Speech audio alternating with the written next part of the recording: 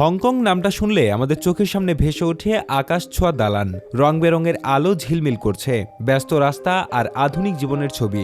মনে হয় এই শহরে যারা থাকে তারা সবাই হয়তো ভালোই থাকে, কারণ হংকং পৃথিবীর অন্যতম ধনী শহরগুলোর একটি। কিন্তু এই ঝলমলে শহরের ঠিক ভেতরেই লুকিয়ে আছে এমন এক বাস্তবতা যা জানলে গা শিউরে উঠবে। আজকের গল্পটা হংকংয়ের একটি 16 বর্গফুটের ঘরের, যেগুলো মানুষ কফিন হোম নামে চেনে। এই গল্পটা শুরু করা যাক চ্যান নামের এক সাধারণ মানুষের জীবন দিয়ে। চ্যান প্রতিদিন ভোরে ঘুম থেকে উঠে কাজে যাওয়ার জন্য। সে কোনো বড় অফিসে কাজ করে না, কোনো এসি রুমেও বসে না। সে কাজ করে একটি ছোট্ট দোকানে, যেখানে সারা দিন দাঁড়িয়ে থাকতে হয়। সকাল থেকে রাত, মানুষের ভিড়, শব্দ আর ক্লান্তি, এই নিয়েই তার দিন কেটে যায়। কাজ শেষ হলে চ্যান যখন বাড়ির পথে হাঁটে, তখন বাইরে থেকে হংকংকে একেবারেই স্বাভাবিক মনে হয়। উঁচু দালান, আলো ঝলমলে রাস্তা, মানুষের ব্যস্ততা, সবকিছুই ঠিকঠাক।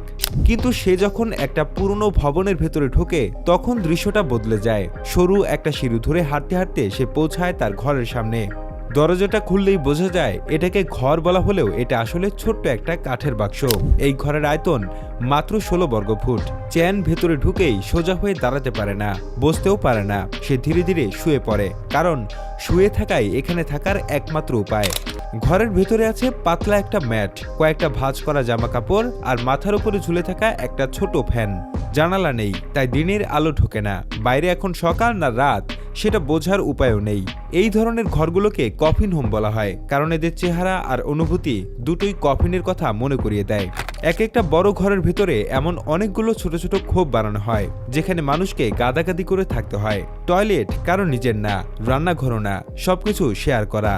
কখনো কখনো লাইনে দাঁড়িয়ে টয়লেট ব্যবহার করতে হয়, রান্না করতে গেলে অপেক্ষা করতে হয়। তবুও মাস শেষে এই 16 বর্গফুট জায়গার জন্য চ্যানকে অনেক টাকা ভাড়া দিতে হয়। শুনতে অবাক লাগলেও সত্যি কথা হলো, হংকংয়ের মতো শহরে এটাই অনেকের জন্য সবচেয়ে সস্তা থাকার জায়গা। আপনার মনে হতে পারে, মানুষ তাহলে এখানে থাকে কেন? চ্যান বলে, কারণ তার আর কোনো উপায় নেই। হংকংয়ে একটি স্বাভাবিক ঘরের ভাড়া সাধারণ আয়ের মানুষের কল্পনার বাইরে। শহরের ভেতরে কাজ করতে হলে এই কফিন হোমই অনেকের শেষ আশ্রয়।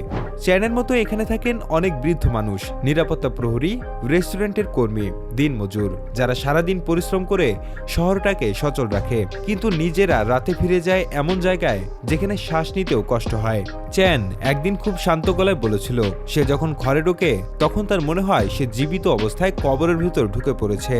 কথাটা শুনে কারো বুক কেঁপে উঠবে, কিন্তু চ্যানের জন্য এটা শুধু একটা বাক্য নয়, এটা তার প্রতিদিনের অনুভূতি।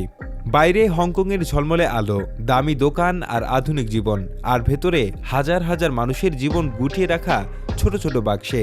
এই গল্পটা শুধু চ্যানের না, এই গল্পটা আধুনিক শহরের সেই মানুষগুলোর যারা উন্নয়নের গল্পে জায়গা পায় না।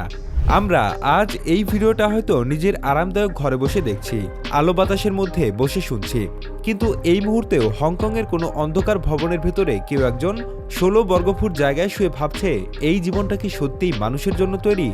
এই ছিল হংকংয়ের কফিন হোমের ভেতরের গল্প, এক শহরের ঝলমলে আলোর আড়ালে লুকিয়ে থাকা নীরব কষ্টের গল্প, যা আমাদের চোখে আঙুল দিয়ে দেখিয়ে দেয় উন্নয়ন আর বাস্তবতা সবসময় এক জিনিস নয়।